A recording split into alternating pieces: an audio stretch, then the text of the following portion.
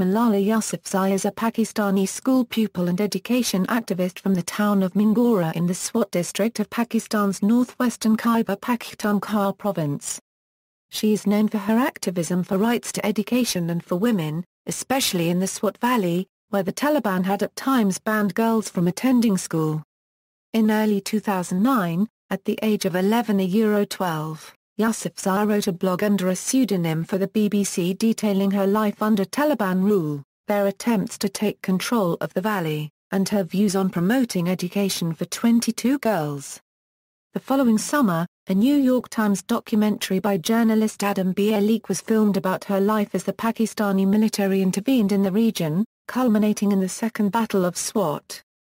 Yousafzai rose in prominence, giving interviews in print and on television, and she was nominated for the International Children's Peace Prize by South African activist Desmond Tutu. In the afternoon of Tuesday 9 October 2012, Malala boarded her school bus in the northwest Pakistani district of Swat. A gunman asked for Malala by name, then pointed a Colt .45 at her and fired 3 shots. One bullet hit the left side of Malala's forehead, traveled under her skin the length of her face and then into her shoulder. In the days immediately following the attack, she remained unconscious and in critical condition, but later her condition improved enough for her to be sent to the Queen Elizabeth Hospital in Birmingham, England, for intensive rehabilitation. On October 12, a group of 50 Islamic clerics in Pakistan issued a fatwa against those who tried to kill her, but the Taliban reiterated its intent to kill Yousafzai and her father. The assassination attempt sparked a national and international outpouring of support for Yousafzai. Deutsche Welle wrote in January 2013 that Yousafzai may have become the most famous teenager in the world. United Nations Special Envoy for Global Education Gordon Brown launched a UN petition in Yousafzai's name, using the slogan "I am Malala," and demanding that all children worldwide be in school by the end of 2015, a petition which helped lead to the ratification of Pakistan's first right to education bill. In April 29, 2013 issue of Time magazine, Yousafzai was featured on the magazine's front cover and as one of the 100 most influential people in the world. She was the winner of Pakistan's first National Youth Peace Prize. Although Yousafzai was widely tipped to win the Nobel Peace Prize, it was awarded to the Organization for the Prohibition of Chemical Weapons on July 12, 2013. Yousafzai spoke at the UN to call for worldwide access to education, and in September 2013 she officially opened the Library of Birmingham. Yousafzai is the recipient of the Sakharov Prize for 2013. On October 16, 2013 the Government of Canada announced its intention that the Parliament of Canada confer honorary Canadian citizenship upon Yousafzai. In February 2014, she was nominated for the World Children's Prize in Sweden. In April 2014 it was announced that Yousafzai will be granted an honorary degree by the University of King's College in Halifax on May 15, 2014. Early life. Yousafzai was born on July 12, 1997 into a Sunni Muslim family of Pashtun ethnicity. She was given her first name Malala after Malala of Maiwand, a famous Pashtun poet and warrior woman from southern Afghanistan. Her last name, Yousafzai, is that of a large Pashtun tribal confederation that is predominant in Pakistan's Swat Valley, where she grew up. At her house in Mingora, she lived with her 2 younger brothers, her parents, Ziauddin and Torpakai, and 2 pet chickens. Yousafzai was educated in large part by her father, Ziauddin Yousafzai, who is a poet, school owner, and an educational activist himself, running a chain of schools known as the Kushal Public School. She once stated to an interviewer that she would like to become a doctor, though later her father encouraged her to become a politician instead. Ziauddin referred to his daughter as something entirely special, permitting her to stay up at night and talk about politics after her 2 brothers had been sent to bed. Yousafzai started speaking about education rights as early as September 2008. When her father took her to Peshawar to speak at the local press club. "How dare the Taliban take away my basic right to education?" Yousafzai asked her audience in a speech covered by newspapers and television channels throughout the region. BBC blogger. In late 2008 CE, when Emir Ahmed Khan of the BBC Urdu website and his colleagues had discussed a novel way of covering the Taliban unregistered trademark's growing influence in Swat, why not find a schoolgirl to blog anonymously about her life there? Their correspondent in Peshawar, Abdul Hai Kakar, had been in touch with a local school teacher, Ziauddin Yousafzai, but couldn't unregistered trademark find any students willing to do it. It was too dangerous, their families said. Finally, Yousafzai suggested his own daughter, 11-year-old Malala. At the time, Taliban militants led by Maulana Fazlullah were taking over the Swat Valley, banning television, music, girls unregistered trademark education, and women from going shopping. Bodies of beheaded policemen were being hung in town squares. At first, a girl named Esha from her father's school agreed to write a diary, but then the girl's parents stopped her from doing it because they feared Taliban reprisals. The only alternative was Yousafzai, 4 years younger than the original volunteer, and in 7th grade at the time. Editors at the BBC unanimously agreed. We had been covering the violence and politics in Swat in detail, but we didn't unregistered trademark know much about how ordinary people lived under the Taliban, Saheed, the former editor of BBC Urdu, said. Because they were concerned about Yousafzai's safety, BBC editors insisted that she use a pseudonym. Her blog was published under the byline Gul Makai, a name taken from a character in a Pashtun folk tale. On January 3, 2009, Yousafzai's first entry was posted to the BBC Urdu blog. She would handwrite notes and then pass them on to a reporter who would scan and email them. The blog records Yousafzai's thoughts during the First Battle of Swat. As military operations take place, fewer girls show up to school, and finally, her school shuts down. In Mingora, the Taliban had set an edict that no girls could attend school after January 15, 2009. The group had already blown up more than 100 girls unregistered trademark schools. The night before the ban took effect was filled with the noise of artillery fire, waking Yousafzai several times. The following day, Yousafzai also read for the first time excerpts from her blog that had been published in a local newspaper. Banned from school, after the ban, the Taliban continued to destroy schools in the area. 5 days later in her blog, Yousafzai wrote that she was still studying for her exams. Our annual exams are due after the vacations, but this will only be possible if the Taliban allow girls to go to school. We were told to prepare certain chapters for the exam, but I do not feel like studying. In February 2009, girls' schools were still closed. In solidarity, private schools for boys had decided not to open until February 9, and notices appeared saying so. On February 7, Yousafzai and a brother returned to their hometown of Mingora, where the streets were deserted, and there was an eerie silence.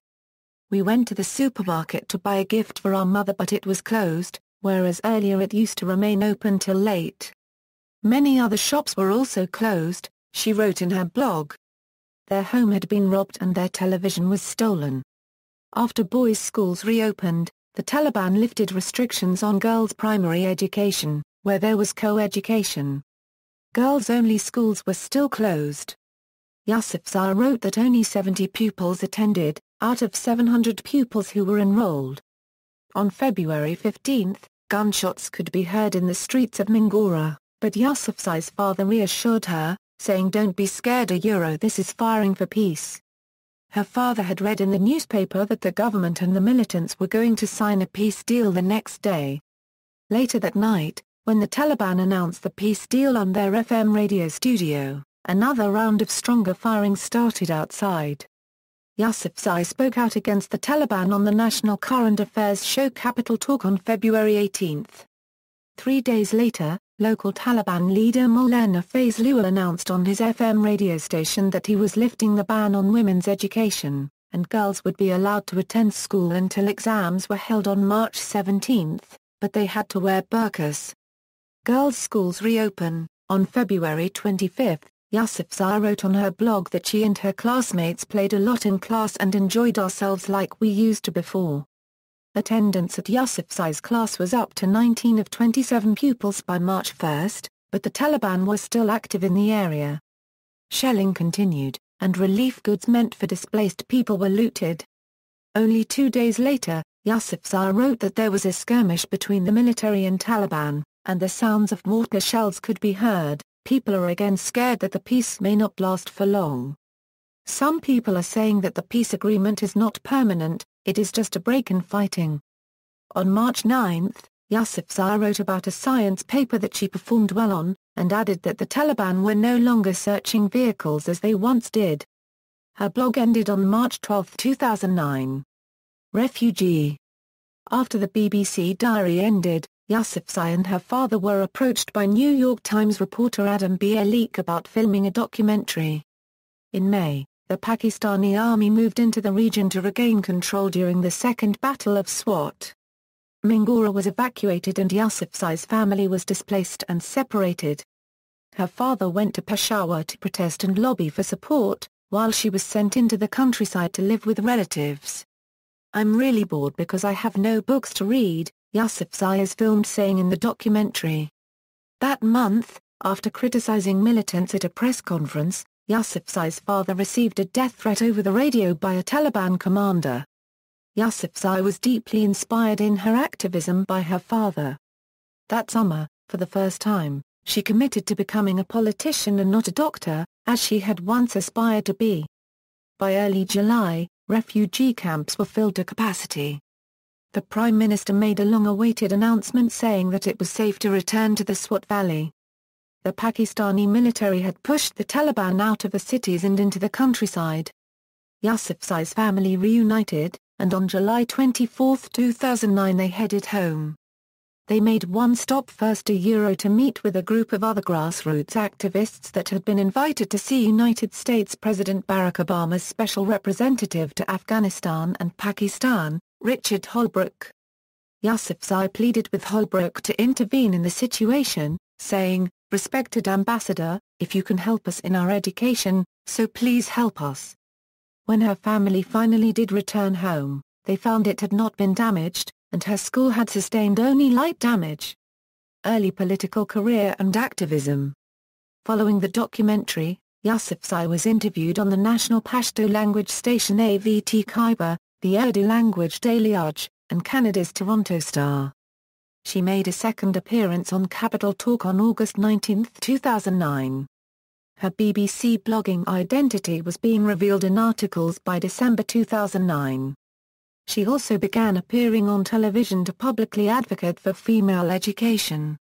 In October 2011, Archbishop Desmond Tutu, a South African activist, nominated Yousafzai for the International Children's Peace Prize of the Dutch international children's advocacy group Kids Rights Foundation.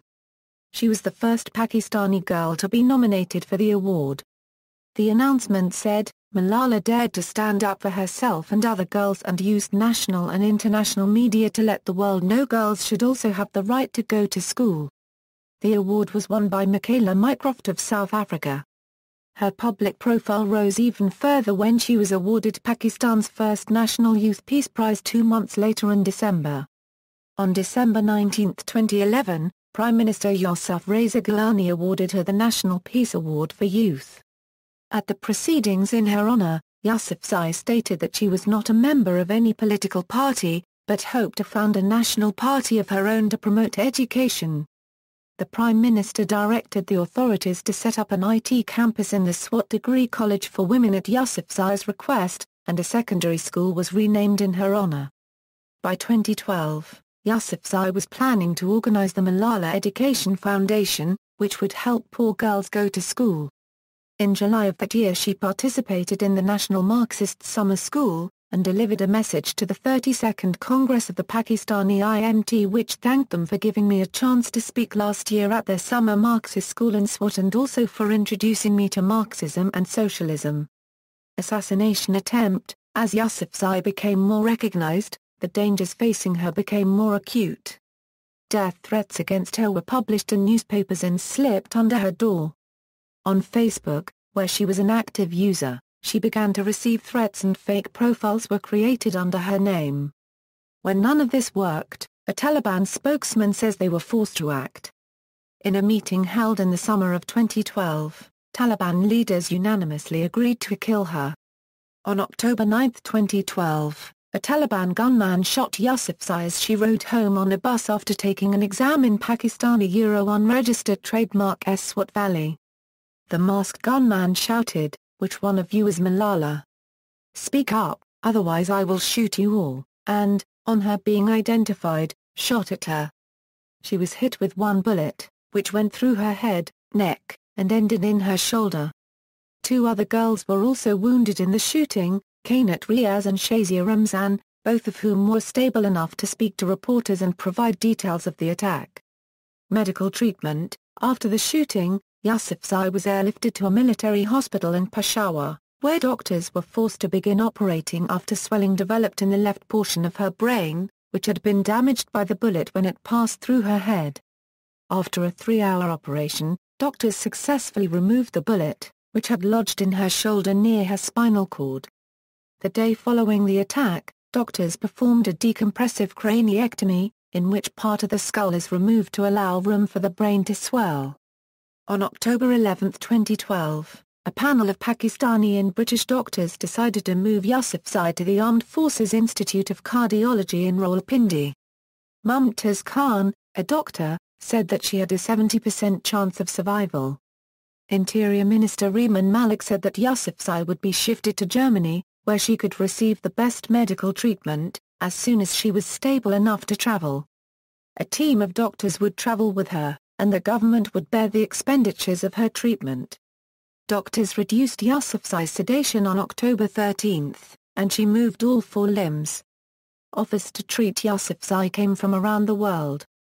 On October 15, Yousafzai traveled to the United Kingdom for further treatment, approved by both her doctors and family. Her plane landed in Dubai to refuel and then continued to Birmingham, where she was treated at the Queen Elizabeth Hospital Birmingham, one of the specialities of this hospital being the treatment of military personnel injured in conflict. Yousafzai had come out of her coma by October 17, 2012, was responding well to treatment, and was said to have a good chance of fully recovering without any brain damage. Later updates on 20th and 21st October stated that she was stable, but was still battling an infection. By November 8, she was photographed sitting up in bed. On January 3, 2013, Yousafzai was discharged from the Queen Elizabeth Hospital in Birmingham to continue her rehabilitation at her family's temporary home in the West Midlands. She had a 5-hour operation on February 2 to reconstruct her skull and restore her hearing, and was reported in stable condition. Reaction: the assassination attempt received worldwide media coverage and produced an outpouring of sympathy and anger. Protests against the shooting were held in several Pakistani cities the day after the attack, and over 2 million people signed the Right to Education campaign's petition, which led to ratification of the first Right to Education bill in Pakistan. Pakistani officials offered a 10 million rupee reward for information leading to the arrest of the attackers. Responding to concerns about his safety, Yousafzai's father said, "We wouldn't leave our country if my daughter survives or not. We have an ideology that advocates peace. The Taliban cannot stop all independent voices through the force of bullets." Pakistan's President Asif Ali Zardari described the shooting as an attack on civilized people. UN Secretary-General Ban Ki-moon called it a heinous and cowardly act. U.S. President Barack Obama found the attack reprehensible, disgusting and tragic, while Secretary of State Hillary Clinton said Yousafzai had been very brave in standing up for the rights of girls, and that the attackers had been threatened by that kind of empowerment. British Foreign Secretary William Hague called the shooting barbaric, and that it had shocked Pakistan and the world. The American singer Madonna dedicated her song Human Nature to Yousafzai at a concert in Los Angeles the day of the attack. American actress Angelina Jolie wrote an article about explaining the event to her children and answering questions like, "Why did those men think they needed to kill Malala?" Jolie later donated $200,000 to the Malala Fund for Girls' Education. Former First Lady of the United States Laura Bush wrote an op-ed piece in The Washington Post in which she compared Yousafzai to Holocaust diarist Anne Frank. Indian director Amjad Khan announced that he would be making a biographical film based on Malala Yousafzai. Ehsanullah Ehsan, chief spokesman for the Pakistani Taliban, claimed responsibility for the attack, saying that Yousafzai is the symbol of the infidels and obscenity, adding that if she survived, the group would target her again. In the days following the attack, the Taliban reiterated its justification, saying Yousafzai had been brainwashed by her father. "We warned him several times to stop his daughter from using dirty language against us, but he didn't listen and forced us to take this extreme step." The Taliban also justified its attack as part of religious scripture, stating that the Quran says that people propagating against Islam and Islamic forces would be killed, going on to say that Sharia says that even a child can be killed if he is propagating against Islam. On October 12, 2012, a group of 50 Islamic clerics in Pakistan issued a fatwa a ruling of Islamic law against the Taliban gunmen who tried to kill Yousafzai. Islamic scholars from the Sunni Ijtihad Council publicly denounced attempts by the Pakistani Taliban to mount religious justifications for the shooting of Yousafzai and two of her classmates.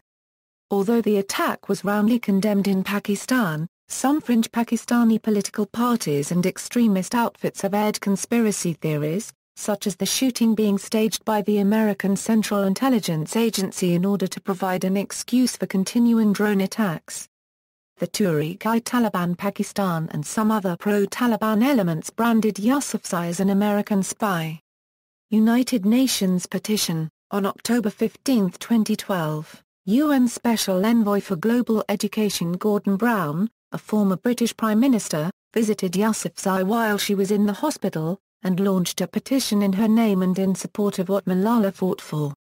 Using the slogan "I am Malala," the petition's main demand was that there be no child left out of school by 2015, with the hope that girls like Malala everywhere will soon be going to school. Brown said he would hand the petition to President Zardari in Islamabad in November. The petition contains 3 demands. We call on Pakistan to agree to a plan to deliver education for every child. We call on all countries to outlaw discrimination against girls. We call on international organizations to ensure the world's 61 million out-of-school children are in education by the end of 2015. Criminal investigation. The day after the shooting, Pakistan's Interior Minister Rehman Malik stated that the Taliban gunman who shot Yousafzai had been identified. Police named 23-year-old Atta Ullah Khan, a graduate student in chemistry, as the gunman in the attack. As of July 2013 he remains at large. The police also arrested 6 men for involvement in the attack, but they were later released for lack of evidence. As of November 7, 2012, Mullah Fazlullah, the cleric who ordered the attack on Yousafzai, was confirmed to be hiding in eastern Afghanistan by U.S. sources there. Continuing activism. Yousafzai spoke before the United Nations in July 2013, and met with Queen Elizabeth II in Buckingham Palace. In September she spoke at Harvard University, and in October met with U.S. President Barack Obama and his family.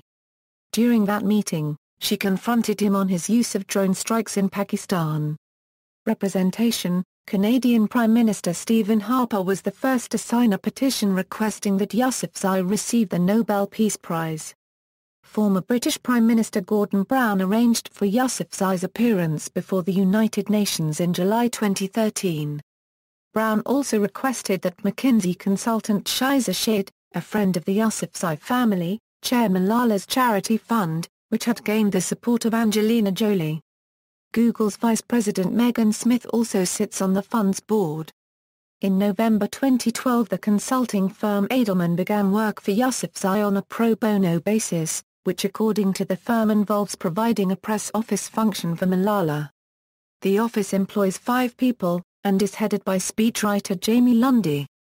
McKinsey also continues to provide assistance to Yousafzai. Malala Day. On July 12, 2013, Yousafzai's 16th birthday, she spoke at the UN to call for worldwide access to education. The UN dubbed the event Malala Day. It was her first public speech since the attack, leading the first-ever youth takeover of the UN, with an audience of over 500 young education advocates from around the world. The terrorists thought they would change my aims and stop my ambitions, but nothing changed in my life except this: weakness, fear and hopelessness died. Strength. power and courage was born. I am not against anyone, neither am I here to speak in terms of personal revenge against the Taliban or any other terrorist group. I'm here to speak up for the right of education for every child. I want education for the sons and daughters of the Taliban and all terrorists and extremists. Yousafzai received several standing ovations. Ban Ki-moon, who also spoke at the session, described her as a hero. Yousafzai also presented the chamber with the Education We Want, a youth resolution of education demands written by Youth for Youth, in a process coordinated by the UN Global Education First Youth Advocacy Group, telling her audience, "Malala Day is not my day. Today is the day of every woman, every boy and every girl who have raised their voice for their rights." The Pakistani government did not comment on Yousafzai's UN appearance, amid a backlash against her in Pakistan's press and social media. Works: Malala Yousafzai. Christina Lamb. I Am Malala, the story of the girl who stood up for education and was shot by the Taliban. Yousafzai's memoir I Am Malala, co-written with British journalist Christina Lamb, was published in October 2013 by Little, Brown and Company in the US and by Weidenfeld and Nicholson in the UK. A reviewer for The Guardian called the book fearless, and stated that the haters and conspiracy theorists would do well to read this book, though she criticized the stiff, know-it-all voice of a foreign correspondent that is interwoven with Yousafzai's. A reviewer for The Washington Post called the book riveting, and wrote that it is difficult to imagine a chronicle of a war more moving, apart from perhaps the Diary of Anne Frank. Entertainment Weekly gave the book a B+, writing that Malala's bravely eager voice can seem a little thin here, in I Am Malala, likely thanks to her co-writer, but her powerful message remains undiluted. The All Pakistan Private Schools Federation announced that the book would be banned in its 152,000 member institutions, stating that it disrespected Islam and could have a negative influence. Pakistani investigative editor Ansar Abbasi described her work as providing her critics something e concrete to prove her as an agent of the West against Islam and Pakistan. Reception in Pakistan. Reception at home has been somewhat more mixed. Dawn columnist Huma Yusuf summarized three main complaints of Yousafzai's critics. Her fame highlights Pakistani unregistered trademark's most negative aspect. Her education campaign echoes Western agendas.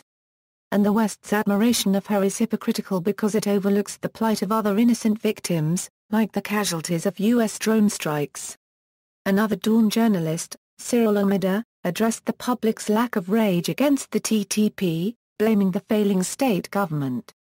Journalist Ast Baig described her as being used to justify Western imperialism as the perfect candidate for the white man to relieve his burden and save the native. Yousafzai was also accused on social media of being a CIA spy. Awards and honors.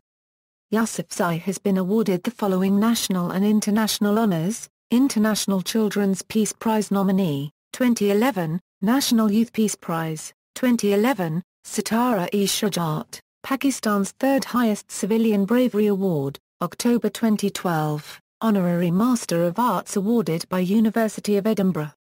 Foreign Policy Magazine Top 100 Global Thinker, November 2012, Time Magazine Person of the Year Shortlist, December 2012, Mother Teresa Memorial Award for Social Justice, November 2012, Rome Prize for Peace and Humanitarian Action, December 2012, Top Name of 2012 An Annual Survey of Global English, January 2013, Simone de Beauvoir Prize, January 2013, Meminga Freiheitspreis 1525, March 2013, Doughty Street Advocacy Award of Index on Censorship, March 2013, Fred and Anne Jarvis Award of the UK National Union of Teachers, March 2013, Vital Voices Global Leadership Awards, Global Trailblazer, April 2013, one of Time's 100 Most Influential People in the World, April 2013, Premi Internacional Catalunya Award of Catalonia,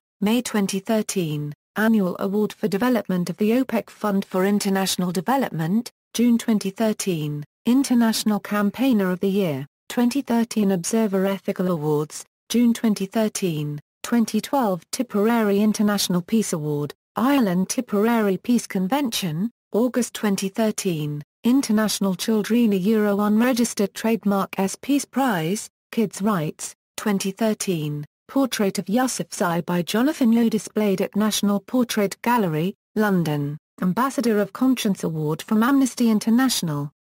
2013 Clinton Global Citizen Awards from Clinton Foundation, Harvard Foundation. A Euro Unregistered Trademark S. Peter Gomez Humanitarian Award from Harvard University, 2013 Anna Politkovskaya Award. A Euro Reach All Women in War, 2013 Sakharov Prize for Freedom of Thought. A Euro awarded by the European Parliament, 2013 Edinburgh University granted Malala an honorary Master of Arts degree, 2013 Pride of Britain, October 2013, Glamour Magazine Woman of the Year, GG2 Hammer Award, GG2 Leadership Awards, November 2013, 2013 International Prize for Equality and Non-Discrimination, 2014 nominee for World Children's Prize also known as Children's Nobel Prize, 2014 Skoll Global Treasure Award, see also.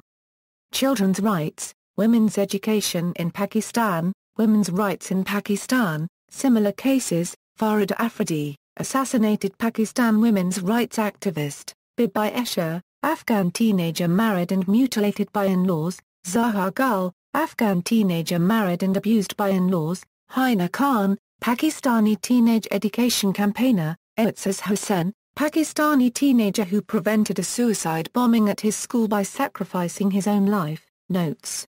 Citations. External links, appearances on C-SPAN, Malala Yousafzai at the Internet Movie Database, Malala, Wars Never End Wars, Dawn, 2013 interview with audio clips of Malala Yousafzai collected news and commentary at The Guardian, Malala Yousafzai collected news and commentary at The New York Times, class dismissed, Malala story, English language documentary. Profile, Malala Yousafzai, BBC News with links to related stories, Swat, Diary of a Pakistani Schoolgirl. A Euro BBC Urdu A. July 2013 United Nations Speech in Full, A World at School A.